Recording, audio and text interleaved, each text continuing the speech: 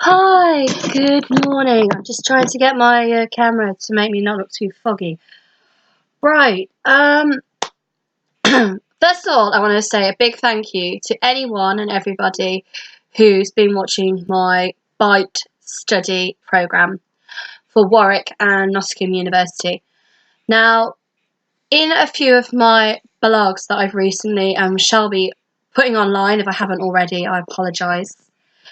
I am looking at, I'm just turning the volume up a little bit to make it more clearer, using this book.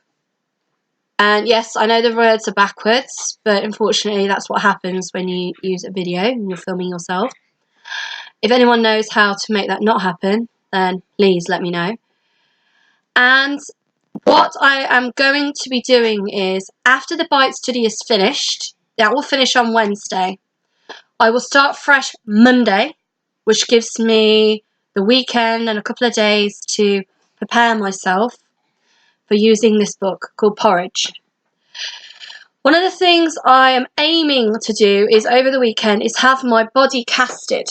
So just mainly like my top half of my body, which will obviously include my hips, my waist, not my thighs, but sort of the top half of my torso. So my torso. And I will know from the Byte study my BMI, my weight, my height, everything. I don't know whether they're going to bring me back in for any results. They've not really told me that yet. So what I will then do is the following year, on the same day, I will have another body cast done and I will compare the two. So hopefully I'll keep these things safe. Now, I don't want to be obsessing with my weight or the typical body size or any of that rubbish. It's mainly to do with being healthy in myself, which I think at the end of the day is what people have to focus on. It's not, oh, I want to be a size 8 so I can wear that bikini in the summer. No, it's supposed to be, it's not a fad, it's a lifestyle change. And that's only going to happen over time. It's not going to happen overnight. Can't afford liposuction, not that I think I need it. I don't want a gastric ban, again, I don't think I need that. But I know, like most people, there are things in my life that I know that I need to change to make it more positive. And one of those is obviously my diet. And also my organisational skills, which I do struggle with because of my learning disabilities, which unfortunately, like most disabilities, are hidden. And because they are hidden from society, it makes it very hard for people to be accepting of them.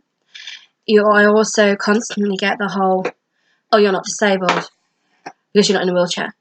And I don't want to go into that, I don't want to be all political. But I know in myself that food is a major part of people's lives.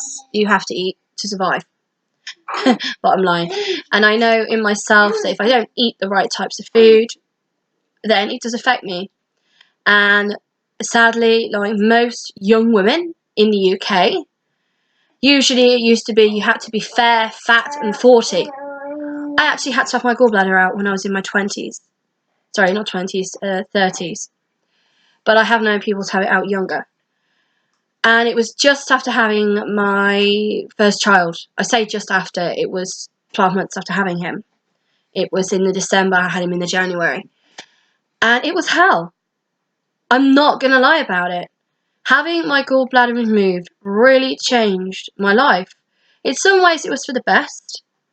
But in other ways, it's hell on fire. It really is. It's one of my little sayings. I apologise. I thought, okay, I'm not the most healthiest person in the world. But never, when I was in my 30s, did I think I would have to go for major surgery in order to have a part of my body removed. And what I have found out from having that surgery and joining various groups on social networking, that having your gallbladder out, in the UK especially, is a very common procedure. So when they're talking about strain on the NHS, surely if they could say to people, look, having a gallbladder operation is way up there. It's like having lung cancer. So it's all going to well sound people, hey, don't smoke, don't drink. You know, you're putting a strain on the NHS because of heart disease, obesity, cancer, you know, like lung cancer, strokes, things like that. What about gallbladder operations? You know, diabetes and things. I honestly, until someone said to me, oh, it could be a gallbladder, I never would have thought that. What? I don't eat a lot of fat. You know, I don't like butter. I rarely eat cheese. Ask my dentist. You know, that's why my teeth are decaying. You know, but over my lifestyle or something I've done in my lifestyle, again, pregnancy could have triggered it as well. I ended up having to have it removed. And by having it removed, I had something like 12 to 18 gallstones in my body. They wouldn't let me see them. I was a bit annoyed. I would have liked to have took them home in a jar, but they end up in the incinerator or whatever they do with them. So I've kind of got to the point now where I'm almost 40. I'm not going to lie. And I have 3 children. And my youngest will be 1 in November. And all of them, I would like to say, were a nice surprise. You know, they were all made out of love. None of my children were planned. And I'm not going to lie about that. And I don't feel that I should be ashamed of that either. But, you know, I have 3 boys. And they are very, very physically and mentally, not to mention emotionally draining. You know, they're always active. They're always on the go.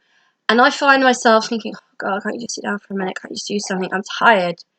You know, and a lot of the reason why I think I could be tired is because of my lifestyle and because of what I eat and don't eat. And so my aim is to take a leaf out of a friend's book who has now changed his life. My aunt did exactly the same. She used to be quite big woman, but since she's kept off the weight since she was 50, so she's a bit older than 50 now, she has told me that all of her health problems she had, diabetes, high cholesterol, blood pressure tablets, I think she said she was on. You know, she was on a whole concoction of different pills. But since she's kept the weight off, the amount of medication she's on now has actually reduced. Which again, if that is happening, that's a positive. That's actually saving the NHS money. And I always say prevention is better than a cure. Okay, because at the end of the day, if people knew, well, I could drink, I could smoke and do this. But hey, you know, I can get a cure tomorrow. You know, so whatever. You shouldn't have that attitude. And I know I'm very guilty of having that attitude myself. You know, tomorrow. You know, like all those little plaques. You know, today I will not eat chocolate, and then for the rest of the 364 days of the year, I'll eat what I want. You know, ha ha ha.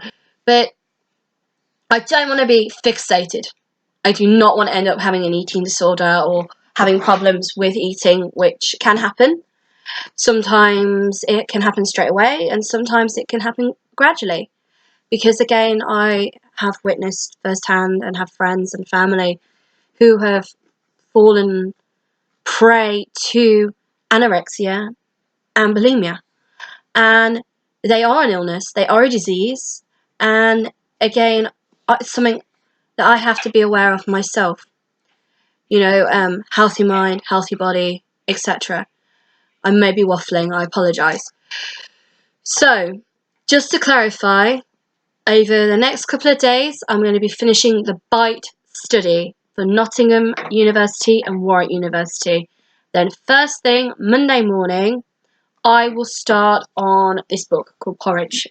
And I will blog about all of the different things that are in here. Some of it is food. Some of it is to do with beauty.